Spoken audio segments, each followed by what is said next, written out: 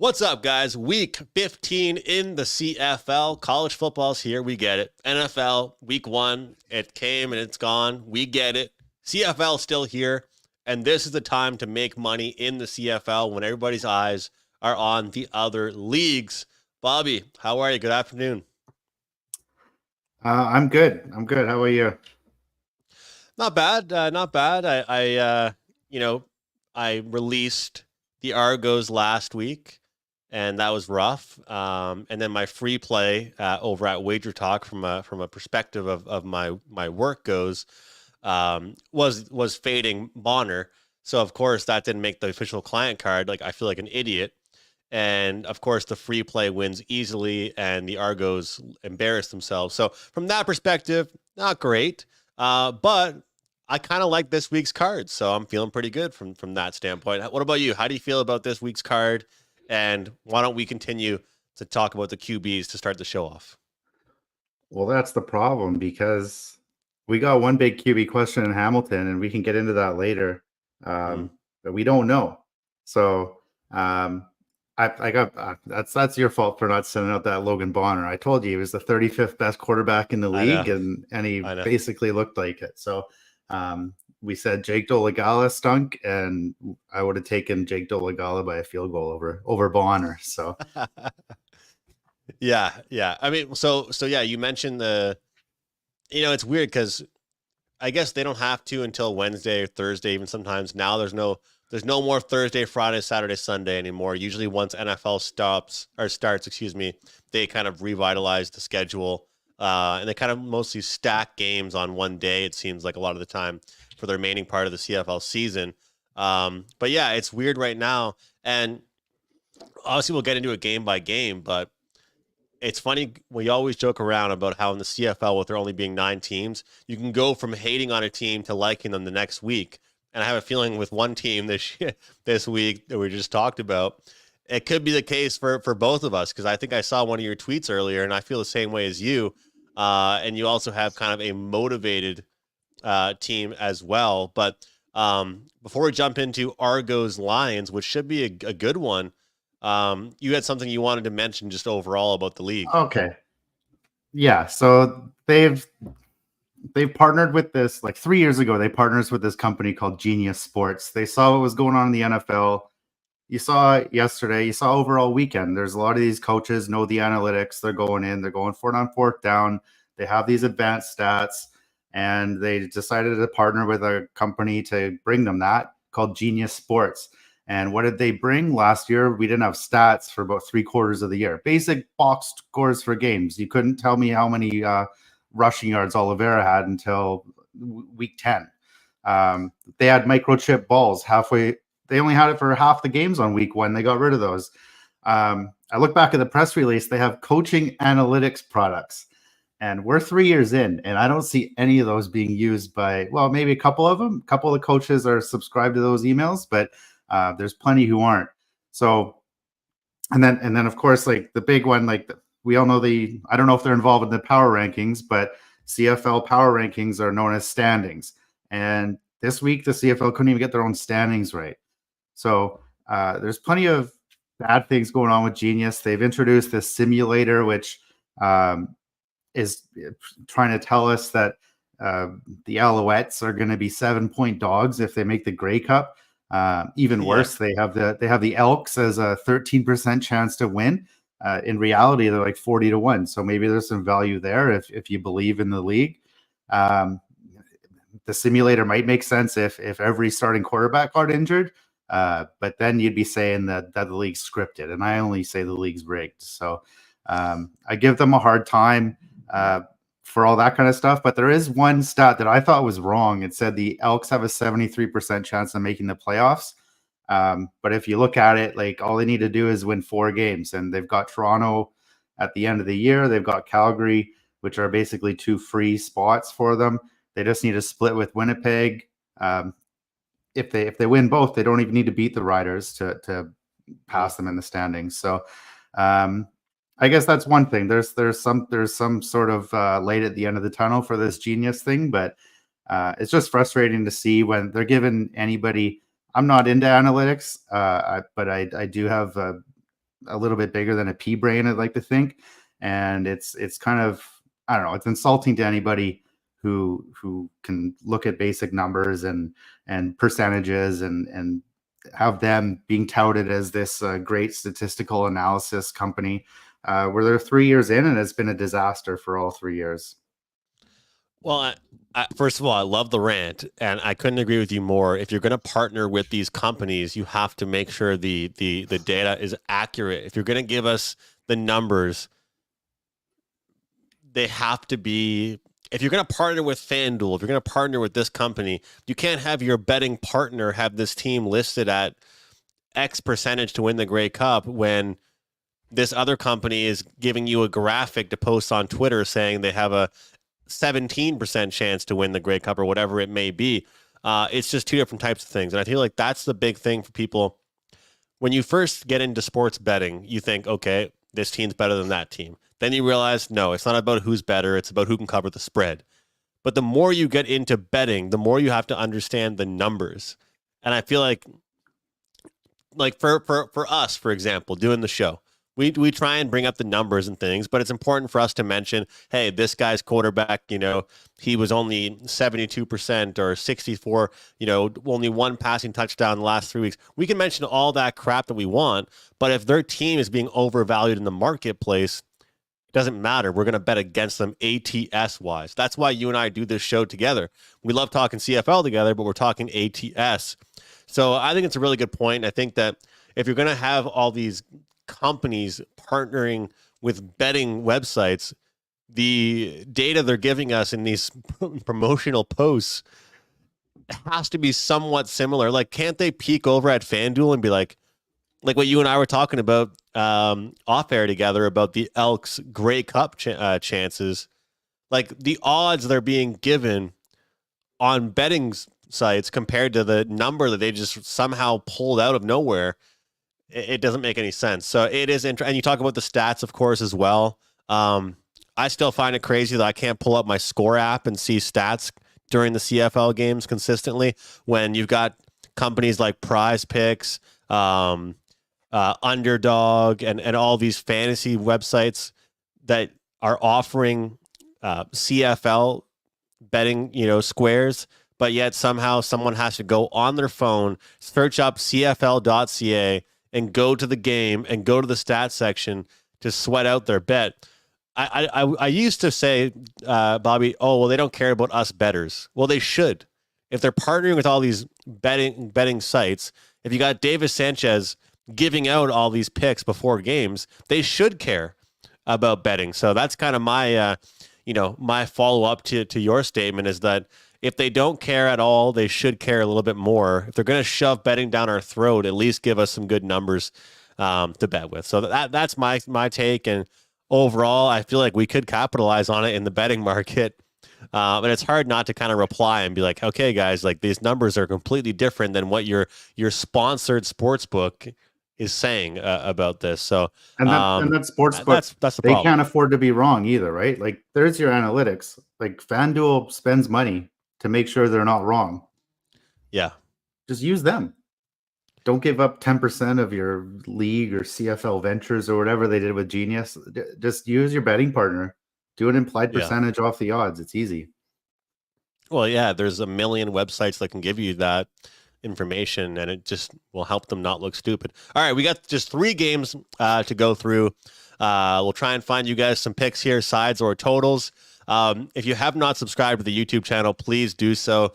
It really, really helps us out. I know a lot of you guys watch on Twitter, and we appreciate that as well, but there are a handful of you guys that watch on YouTube. So if you are watching on YouTube, do us a favor and subscribe to the channel, hit the like button. It'll help us out a big, big, big time. All right, Bobby, Argos, BC Lions. I like the dog here. Do you? I guess if you like the Argos, the question you got to ask yourself is, are they going to spot the Lions 20 points right off the bat, right? Like, the secondary got torched by Hamilton 2 weeks ago. Last week it was Chad Kelly. Maybe not all his fault on those interceptions, but they still basically spoon-fed Ottawa all of their first half points. Yeah. Two brutal starts for that team too. Like those were important games for getting that second seed. Basically dead in the water now. So like they'll make the playoffs just because Hamilton's so bad. But like I don't know as if you would call it a dip, but is this where you'd buy the dip on the Argos? I think it might be. Like the Lions can't be any higher. They're back on top of these CFL power rankings. But we can't, like, we're not overreacting, right? Like I still got Montreal number one. I never had Saskatchewan as a top 4 team, except a week where like half the league quarterbacks were injured. But like this matchup kind of is the perfect spot to overreact to anything, right? And if it goes any higher, right now it's 4.5. How much can you downgrade the Argos? Like I've tried. Yeah. I've brought Chad Kelly. Maybe he's not a top 3 quarterback right now. But if it goes any higher, I'm gonna have to take the Argos. And luckily I won't be there for that game, so I don't have to watch the beatdown in person like I did when I was on the Red Blacks against the Lions. Hey, well, hopefully the visiting team has better luck than the visiting team did when you were there that time. Yeah. I don't want to. We'll get into the Red Blacks later, or maybe and you're we in the won't. background doing the thumbs down. That was the one player on that team made the trip, maybe two, but Dedman was or not Dedman. Armstead was a little too overzealous, I guess, and now he's not on the team anymore. So a couple people cared on that trip. The rest of the team just went on a plane and flew back home. Yeah, tough road trip for them. I'll just say real quick. I mean, I think in the CFL, you can try and find flat spots, and even though they should get up for every game, there's certain spots you can. And the BC Lions lost 5 straight games, and they just won 2 in pretty exciting fashion. One of them was a revenge game against Ottawa back at their own stadium, and the next week, of course. What was that? Montreal's second loss of the year or third? Second, right? Second, yeah. Yeah. So, and it's important to mention the only other team that beat them was Toronto, who they're playing this week. So you talk about buying the dip. I will say that if you take away Ottawa, I've been pretty right about teams as far as buying low, sell high. Ottawa has absolutely slapped me around. They have absolutely dominated me this year. If I had just stayed away from Ottawa games, I'd be already planning my Christmas vacation with my girlfriend. But hopefully I just stay away from all Ottawa games moving forward. But this Toronto team, again, look, they gift points to their opposition. They have turnovers. Chad Kelly, seeing ghosts, he'll turn things around and be a little bit different this time around. I also believe that Kadeem Carey will be a big part. So if you guys are prop bettors, I would look for Kadeem Carey to get the job done and get a lot of carries to get the job done this Friday night. All right, we just talked about the Red Blacks. I talked about how they burn me every week. What about them on Saturday, Bobby? They're on the road now in Hamilton. Okay, so this is my major frustration of the week. It's my frustration with the league in general. Like Taylor Powell is off the injury report this week. He was supposed to be back at practice on Sunday. That was reported by a couple of local guys there in Hamilton. And that's been it. The end. Like nobody reported from practice to see if he was taking reps. Nobody even went to practice to see if it actually happened. Their team has their own media network, nothing from them for 3 days. They posted a few videos this morning of guys crashing into tackling dummies. The film in the background, there is some plays going on, but you can't really see who the quarterback is. This is your start. Like, say if he shouldn't have been the starting quarterback, but he was. When he got injured, he was the starter. And the season's over for the Ticats. Bo Levi is better than him, but like that doesn't really matter anymore. And this is Hamilton. This is Toronto. This has happened before, and I think it was worse before because it was like a playoff game. We didn't know who was going to start for the Ticats, and they had 2 or 3 practices, and it wasn't until TSN Matthew Shinetti showed up and reported that we even found out who was going to be the starting quarterback. So, like the league headquarters, the CFL only hires people that work in the GTA. That's their major requirement. Plenty of good people can't be hired by the CFL because they don't want to move there. Well, you can't get anybody in town to cover at least an Argos or a Ticats practice. So it's kind of frustrating. It's not like as bad as what happened last night with McCaffrey. Like that was an outright lie. Yeah. So I it's felt not bad. really I felt bad for the running back also, by the way. That was kind of sad for him. Oh Ruined his yeah, and whole now he's night. in a bunch of trouble after the best game, his Yeah. debut basically as a starter, and had a great game, and now he's in a bunch of trouble for outing the coach as a liar, and that's where the integrity of the game has to be questioned. If somebody had that inside info in the NFL, that's a lot of money that could change hands. So, not a chance here for the CFL integrity to be questioned. This is just laziness. I don't know, but hey, all you kids out there, I'd be happy to have you on retainer. Just grab your bike. I'll let you know if I need you to go to Ticats practice. All you need are eyes. Let me know who's taking the first team reps, and I'll slip you a 20 or so for your troubles. So this is a problem, just with the league, right? It's the most important time of the year for them, and you're now filtering through NHL stuff. I'm filtering through Buffalo Bills stuff. I'm filtering through like women's hockey league stuff just to Yeah. search for like a scrap of like CFL news. So as for this game, like if it's Bo Levi, like I think I have to take the Ticats. This is a lot of points to be giving up at home. However, you basically said it. Like if the Red Blacks didn't exist, I'd be 17-11 on the year. I'd be laughing it up. I can't win betting on them. I can't win betting against them. I suggested to you over the weekend, maybe we just don't talk about them again, but that would be the coward's way out. So need to hold ourselves accountable. But also like trust that we know every other team in the league. We've been pretty decent with that. So Yeah. if I do go on Ticats, if it is Bo Levi, I think I'm just going to put a half unit on it. Any Red Blacks games, I'm not going to swear off them like I said I would earlier in the year. I'm just going to tone it down a bit until I can get this team figured out. If you don't want to bet on the Red Blacks, should people just be betting the overs? Because a lot of these games that I've been wrong about the Red Blacks, the game has gone over the total anyway. So it's almost like win or lose, this team's going over. If you want to bet against them, they're going to get their points. They might just allow some. That's kind of been the story. And the worst part is going into the year, that was kind of my perception on them anyway. Their offense has weapons. Drew Brown's all right. Their defense has some holes. And if you look, Bobby, at some of the scores over the last handful of weeks for this Red Blacks team, they don't have to worry about their defense if they're putting up a 27 spot on their opponent. Hamilton was a free 30 spot for every team at one point in time, but now the total is 51 here. Seemingly enough, it's actually the second highest total of the week, not even the highest, but there's nowhere else I could go besides the over here. And honestly, I would potentially want to look towards taking Ottawa's team total over just because I feel like we're going to get a good price on it, a good number, and then you don't have to worry about them covering the spread. So maybe instead of me crapping all over them, I try and finally make money on them. But of course, when I start doing that, they might just flip back on me and be the team that I thought they were the whole time. It's how it always works. But you know what? Give me the points in this one. This is a game I might not end up being involved in, but give me points. I think we could see a total going over in this one. And the next game, I don't think we really could say the same thing. I think we might see an under in that game, but hard to say. Anything else for you on the Argos game or the Ticats? All right, let's go to Calgary. We got to get out of here quickly. Going to Calgary, I'm seeing +6 home underdogs.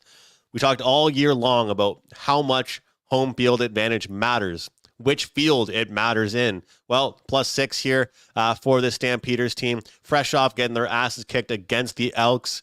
It's about as low as a low can get, really, at this point. But hey, are the Elks actually good now? Maybe they are a better, improved team. Jake Mayer gets benched, and to nobody's surprise, he is back in action again as the QB1. Short and simple, home team getting the points. This is the point spread range that we should all like Calgary in. Remember when they were 5-1 ATS, 6-1 ATS, 7 and whatever it was? It's because they were getting point spread ranges like this. When they were like pick 'em with teams, they weren't covering point spreads. But this is the range you like the Calgary Stampeders in. Give me the Stamps here, Bobby. Yeah, it's a lot of points. My only concern with that is it seems like Dave Dickinson, he should have waited till this week, I think. I don't know if Jake Mayer loses that game against the Elks last week. But like Dickinson just looked like he was searching for anything, right? And this isn't changing quarterbacks and Trey Ford pops in and gives you a change of pace. This was Logan Bonner, right? And beginning of that game, the pregame, TSN panel, throw to Jim Barker. What do you know about Logan Bonner? They thought it was hilarious. He didn't know anything. Nobody knew anything about this guy.